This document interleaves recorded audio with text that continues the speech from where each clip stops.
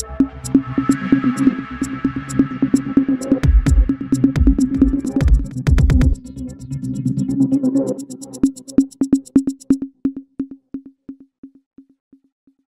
দর্শক, আপনারা এই মুহূর্তে দেশে এবং দেশের বাইরে যে যেখানে আছেন সকলকে STV52 এর আয়োজনের পক্ষ থেকে শুভেচ্ছা এবং অভিনন্দন জানাচ্ছি। আমি নজরুল ইসলাম সাচি।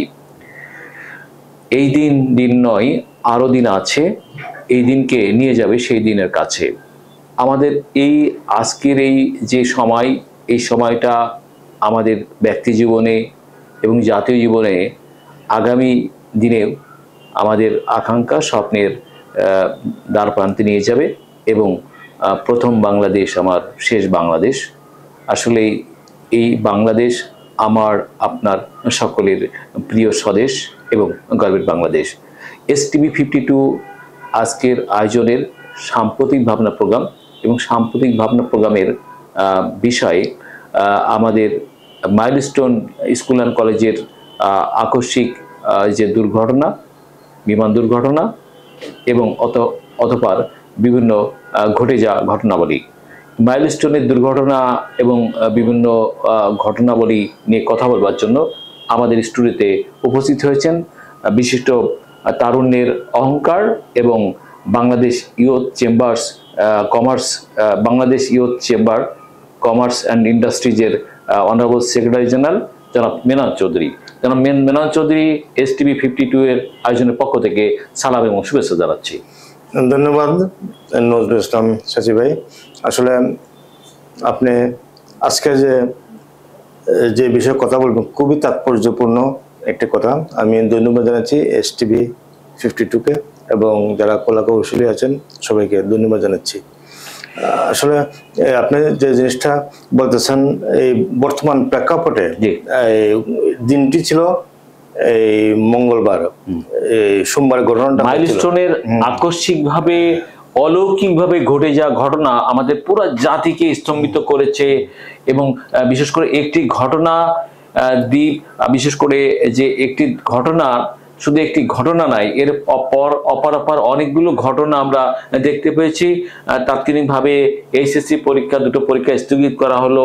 সেই পরীক্ষা স্থগিতের ব্যাপার নিয়ে আমাদের তরুণ সমাজ, হাজার হাজার তরুণ সমাজ তারা প্রতিবাদ করেছে, বিক্ষোভ করেছে এবং তাদের বিক্ষোভের প্রতিবাদটাকে সচিবালয় পর্যন্ত নিয়ে গেছে এবং সচিবালয় অবরোধ করে রেখেছে। প্রিয় দর্শক, এই যে একটি ঘটনার পরে আরেকটি ঘটনা এবং অতঃপর আমাদের দেশের সামগ্রিক নিরাপত্তা স্থিতিশীলতা নিয়েও প্রশ্ন উঠছে এবং সরকারকে ঘিরে নানান প্রশ্ন, নানান সংশয়ের উদ্বেগ হয়েছে।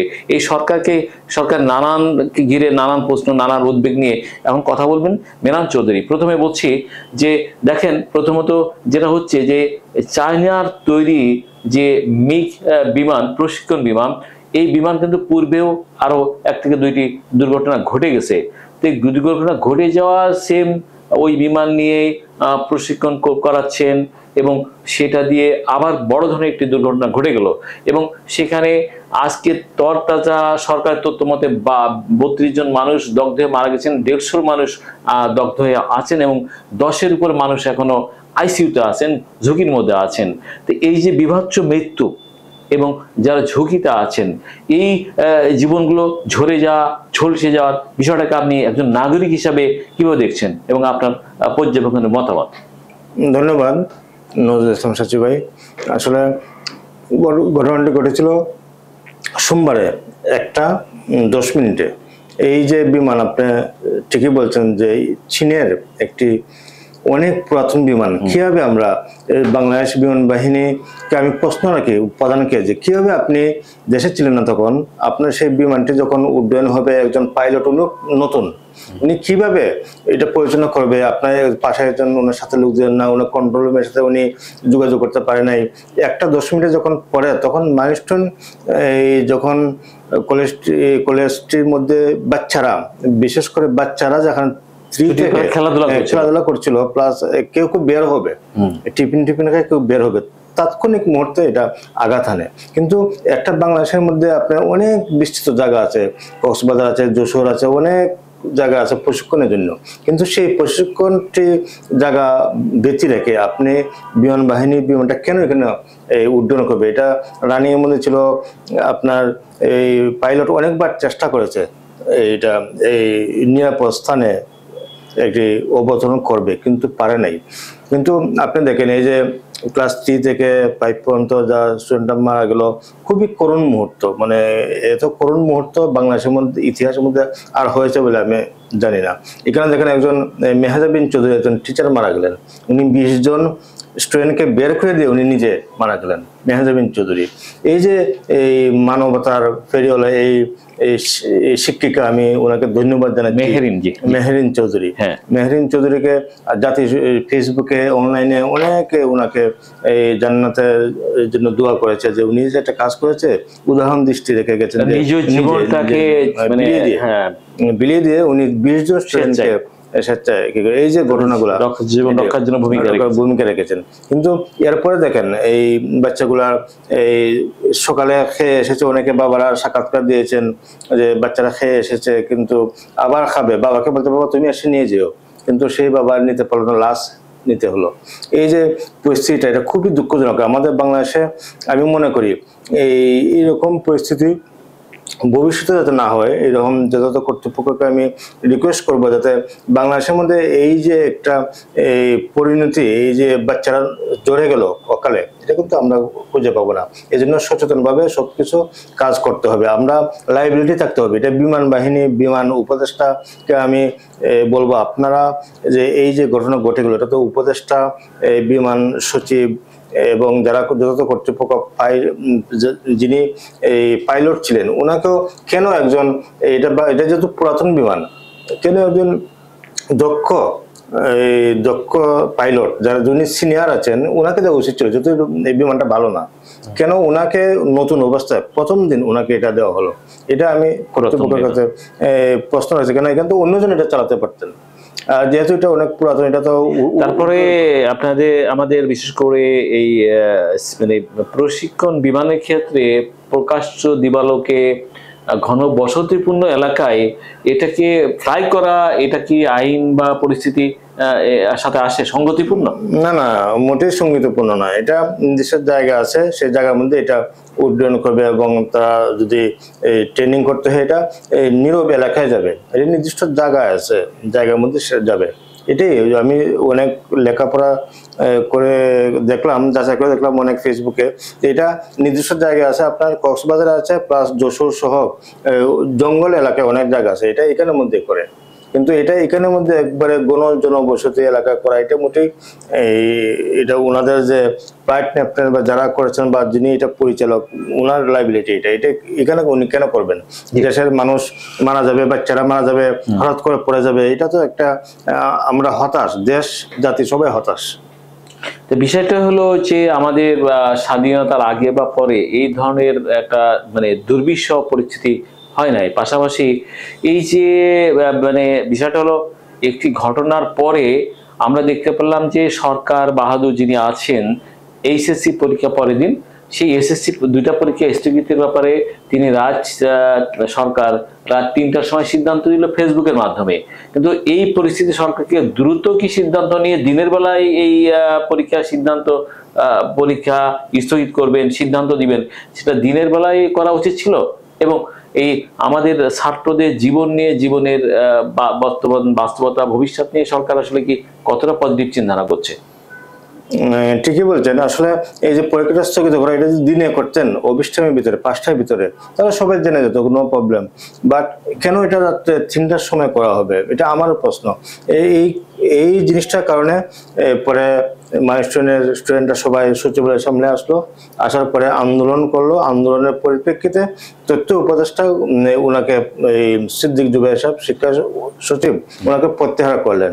এটা তো আগে করা যেত।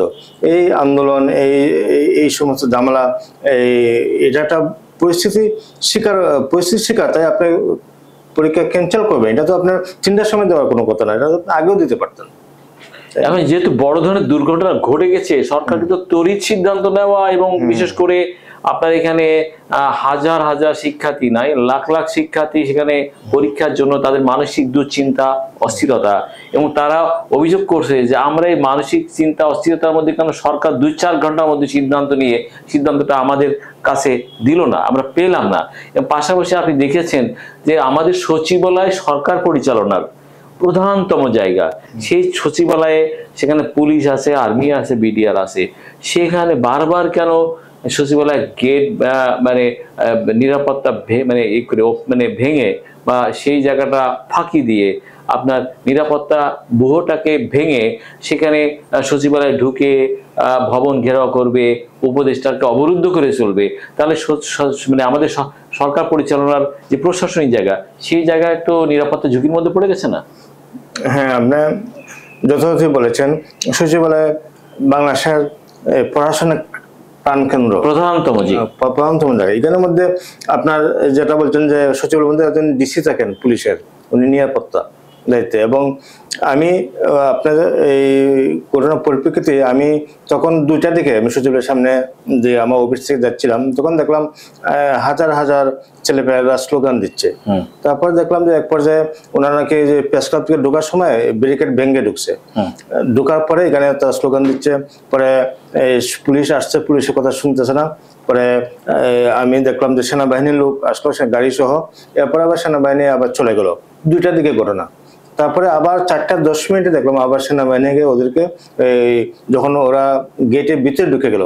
আপনি দেখেন সচিবালয় এমন একটা জায়গা, এখানের মধ্যে যথাযথ পুলিশ, সেনাবাহিনী, বিভিন্ন যৌথ বাহিনী দিয়ে এটা নিরাপত্তা দেওয়া দায়িত্ব সরকারের এবং হোম মিনিস্ট্রির। কিন্তু এটা কিভাবে ওরা ঢুকে যায়, এটা আমার প্রশ্ন, অবাক লাগে। কিভাবে ঢুকার পরে 10-12টা গাড়ি ভাঙচুর করলো, করার পরে আবার বেরিয়ে গেলো।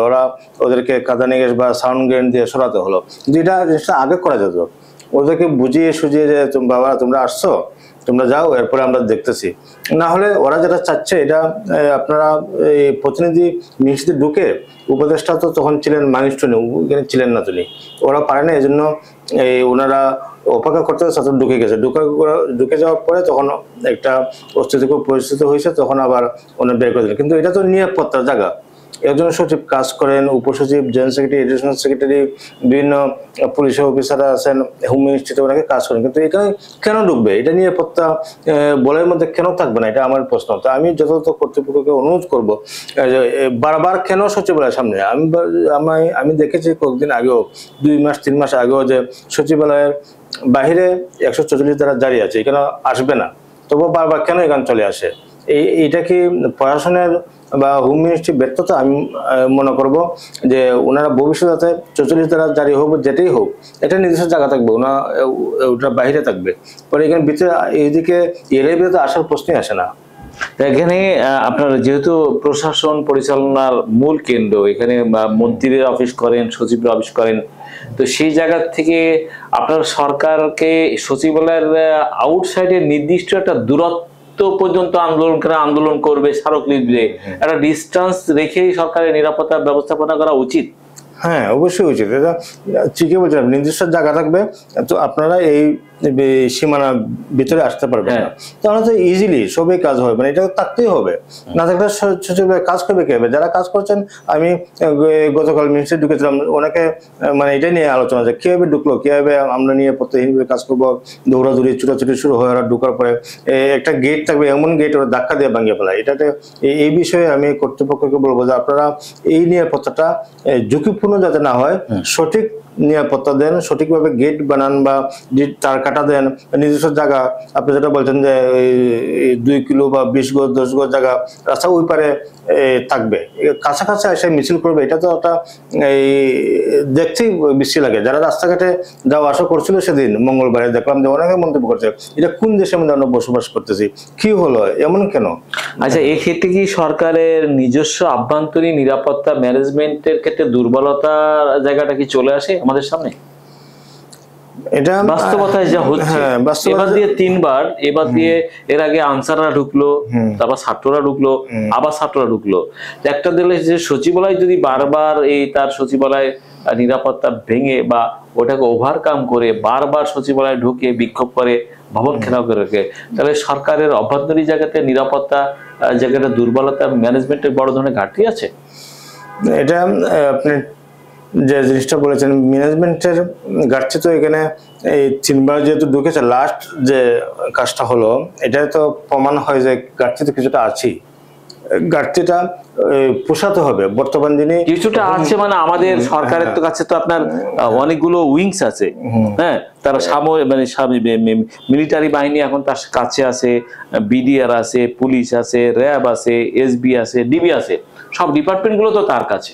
হ্যাঁ, এটা তো হোম মিনিস্ট্রি আন্ডারে সম্পূর্ণ, হোম মিনিস্ট্রি আন্ডারে, কিন্তু ওরা কেন পারছে না? বা একটা হতে পারে যে ছাত্ররা এরকম কষ্ট পেয়ে আসছে, এরকম সিম্পিতি দেখাতে হতে পারে, কিন্তু আমার কথা হচ্ছে আমি হোম অ্যাডভাইজার যিনি আছে ওনাকে একটু আরো কঠোর হতে হবে, এবং ওনার যারা সেক্রেটারি যে সচিব সহ অ্যাডিশনাল যারা পুলিশ দেখেন এবং বিভিন্ন সংস্থা দেখেন ওনাকে একটু দায়িত্বটা কঠোরভাবে মনিটরিং করতে হবে।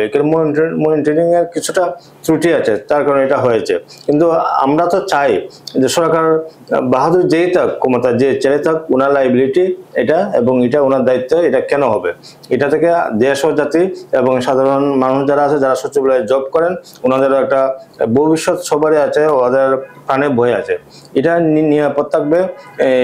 নিরাপদ ওনাদের যারা পুলিশ বাহিনী আছে, সচিবালয় ইনচার্জ আছেন, ওনারা ওনাদের মতো করে নিরাপত্তা সাজিয়ে রাখবে সবসময়, যাতে এরকম আর না হয় এবং আতঙ্কিত না হতে হয়। সচিবালয় পরিবেশটা যাতে সুন্দর থাকে, ভালো থাকে, মানুষ ঢুকবে বের হবে।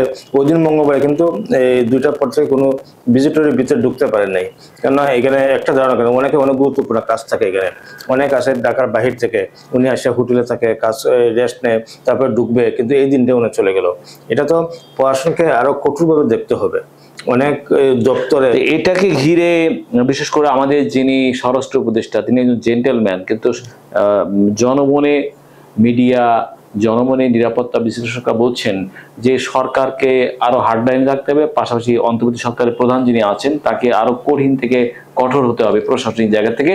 আর এই ধরনের উপদেষ্টা, এত ভদ্র ঢিলাঢালা উপদেষ্টা দিয়ে স্বরাষ্ট্র মন্ত্রণালয় চলে না, চলবার কথা নাই। এবং জনগণ বলছে যে স্বরাষ্ট্র মন্ত্রণালয় প্রয়োজন হয় সরকার ওনাকে স্বরাষ্ট্র মন্ত্রণালয়ের উপদেষ্টা হোক বা অন্য হোক, পরিবর্তনের জায়গায় যেতে হবে তার প্রশাসন এবং তার কর্মকাণ্ড ঠিক রাখার জন্য। এই বিষয়টাকে আপনি কিভাবে দেখছেন? এটা আপনার যেটা বলছেন প্রধান উপদেষ্টা মহোদয়, এটা দেখতে পারেন, যেহেতু এখানে ঘাটতি আছে, ঘাটতিতে যিনি ভালো করেন ওনাকে এখানে দিয়ে অন্যজনে চেঞ্জ করতে পারেন, এটা ওনার এখতিয়ার আছে। এখানে দেশকে ভালোভাবে, সুষ্ঠুভাবে, সুন্দরভাবে পরিচালনার জন্য উনি এটা দায়িত্ব, যেহেতু প্রধান, উনি দায়িত্ব নিতেই পারেন।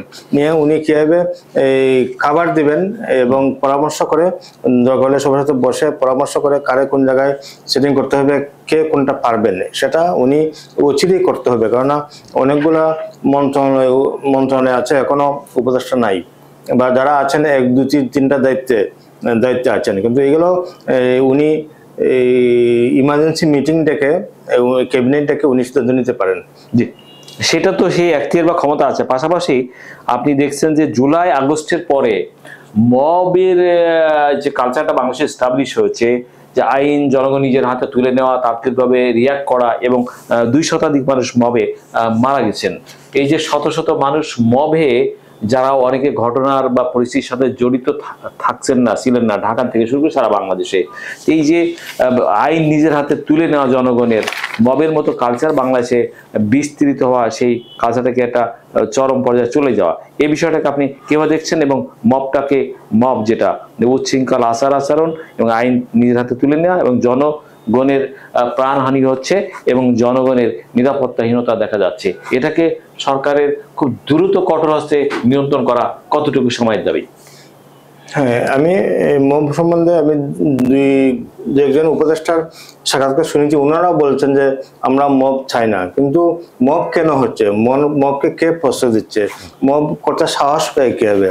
এটা তো বাংলাদেশের জন্য ওই দেশ বিদেশের থেকে আমি শুনেছি বিভিন্ন পত্রিকা, টিভি চ্যানেলে, যেটা আসলে মবটাকে কেউ চাচ্ছেন না, এবং উপদেষ্টা পরিষদের কয়েকজন এটা চাচ্ছে না। কিন্তু এটা কেন হবে?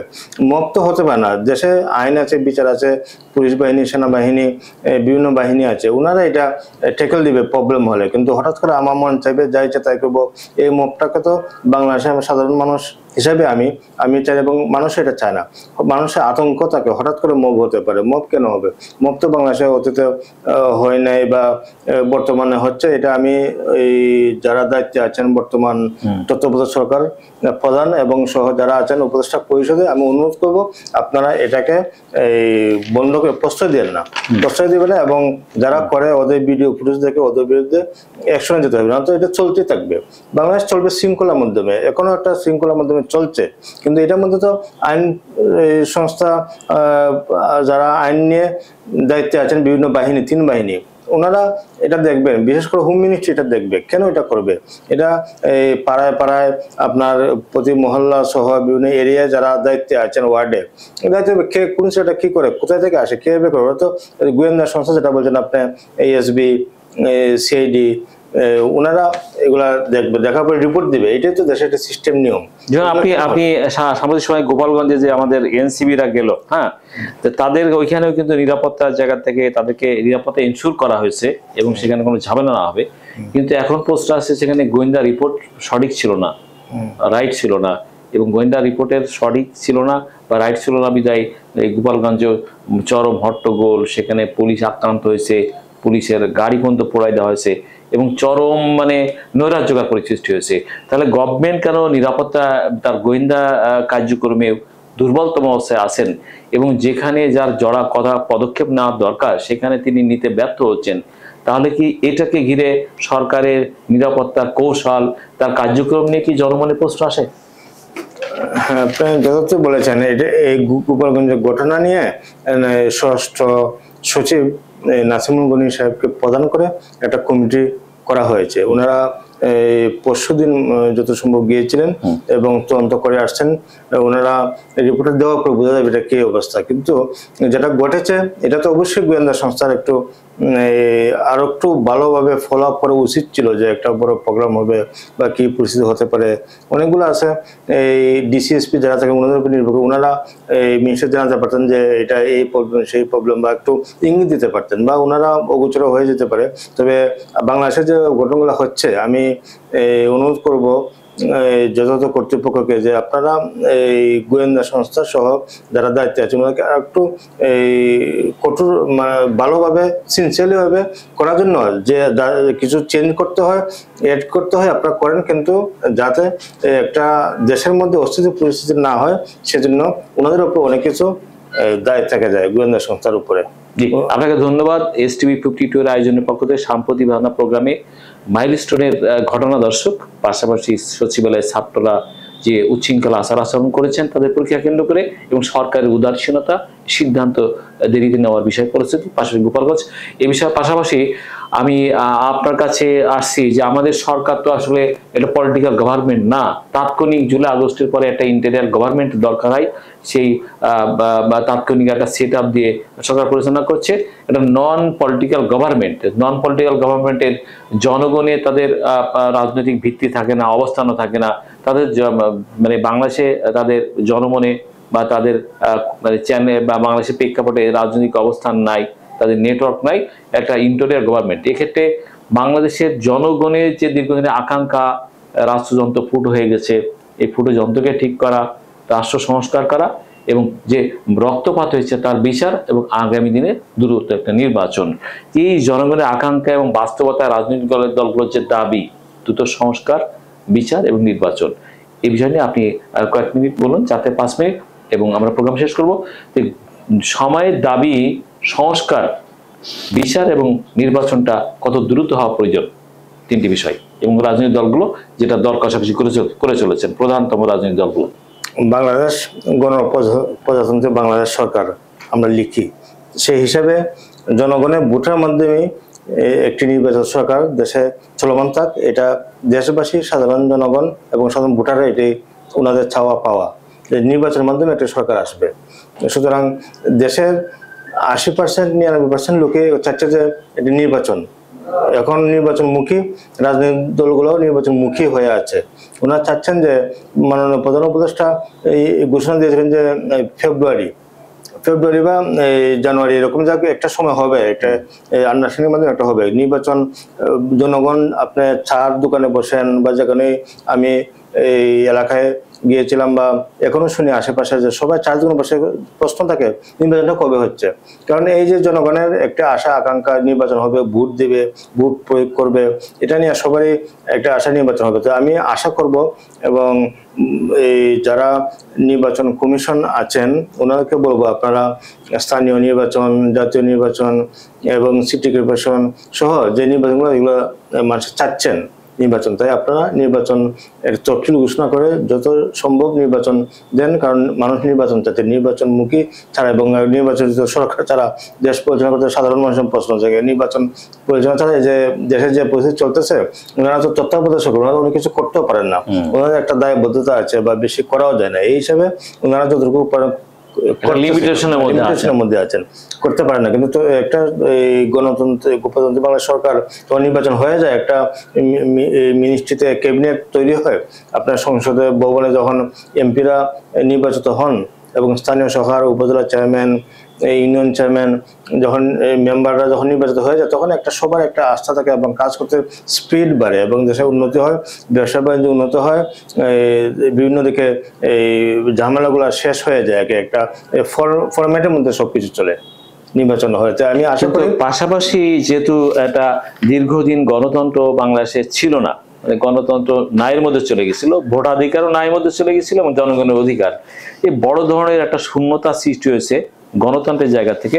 এই গণতন্ত্র পুনরুদ্ধার বাংলাদেশে, পাশাপাশি পুনরুদ্ধার জায়গা, জনগণের ভোটাধিকার জায়গা, জনগণের মৌলিক অধিকার জায়গা, পাশাপাশি যে গুম হয়েছে, গুপ্ত হত্যা হয়েছে, অগণিত মানুষের জীবন নাশ হয়েছে, এই যে বিশাল জনগণের জীবন সম্পদ নিরাপত্তার জায়গায় চলে গেছে, গণতন্ত্র নায়ের জায়গায় চলে গেছে, ভোটাধিকার নায়ের জায়গায় চলে গেছে, এই বড় ধরনের অর্থনৈতিক এবং রাজনৈতিক ঘাটতিটা পূরণ করা বাংলাদেশের জন্য খুব ঝুঁকিপূর্ণ একটা বিষয় না? এটা আসলে এই ঝুঁকিপূর্ণ তো অবশ্যই দেখা যাচ্ছে, কারণ বাংলাদেশের মধ্যে একটা নির্বাচন সরকার না থাকলে যে অবস্থা হয় আমাদের মতো এই যে দেশে আমাদের নিম্ন মধ্যবিত্ত মানুষ অনেকে ব্যবসা বাণিজ্য করে, অনেকে বিদেশে থাকে, টাকা পয়সা রুজু করে দেশে পাঠায়, অনেক কিছু এটার মধ্যে দেশের মধ্যে একটা নির্বাচন সরকারের মধ্যে অনেক কিছু জড়িত। তাই যারা দেশের বর্তমান অবস্থা, ব্যবসা বাণিজ্য বলেন, এই বিভিন্ন যারা বিদেশে এক্সপোর্ট ইম্পোর্ট করে, ওদেরও অনেক প্রবলেম, মানে দশ কাছে যারা ব্যবসা করে ওনাদেরও দশ কাছে, সব জায়গায় একটু মানে স্থবির অবস্থা বলা যাচ্ছে প্রায়। কেননা এটার একটু কাটিয়ে ওঠার জন্য সংস্কার এবং সংস্কার কমিশন যারা চেয়ারম্যান ছিলেন ওনারা রিপোর্ট দিয়েছেন, সংস্কারটা করে দ্রুত নির্বাচনের দরকার। কারণ নির্বাচন ছাড়া ব্যবসা বাণিজ্য হোক, এই সংকট উত্তরের কোনো বিকল্প নেই।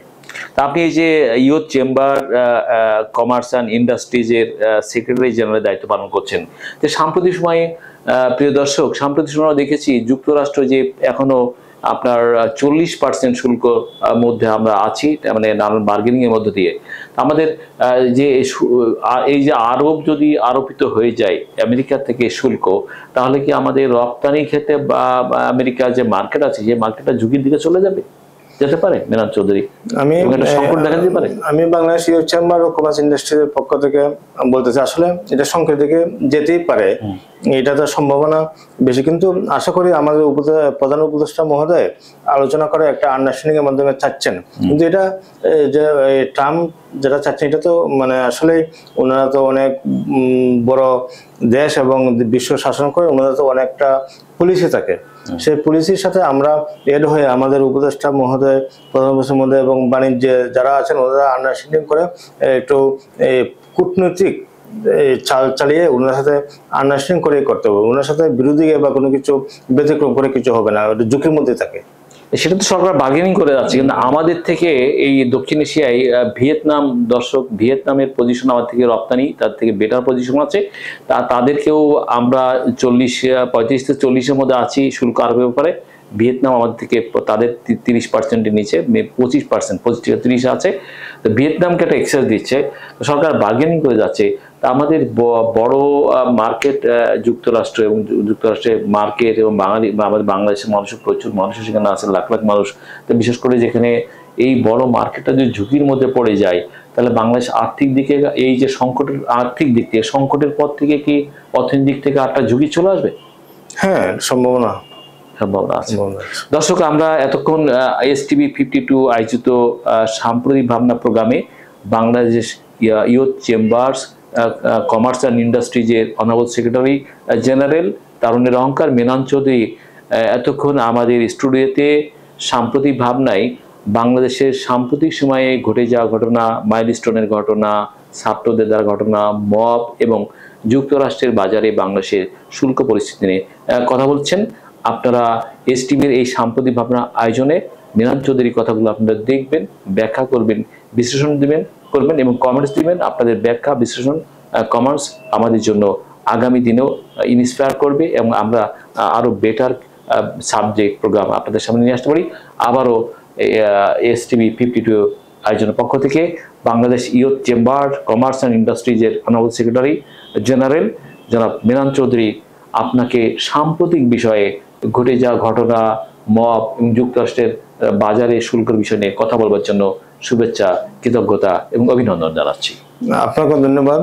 সেই সাথে আমি এসটিভি 52 কলাকৌশলী সহ যারা ম্যানেজমেন্টে আছেন সবাইকে ধন্যবাদ জানাচ্ছি সুন্দর একটা অনুষ্ঠান করার জন্য, এবং আপনাদের স্টুডিওর এসে ভালো লাগলো। আপনারা যারা দেশ বিদেশে দেখছেন সবাই আমাদের সাথে থাকুন, লাইক কমেন্ট করুন। সবাইকে ধন্যবাদ, ভালো থাকুন, সুস্থ থাকুন। আসসালামু আলাইকুম। জি, আপনি সহ আবারও দর্শকদেরকে শুভেচ্ছা, অভিনন্দন, কৃতজ্ঞতা জানাচ্ছি।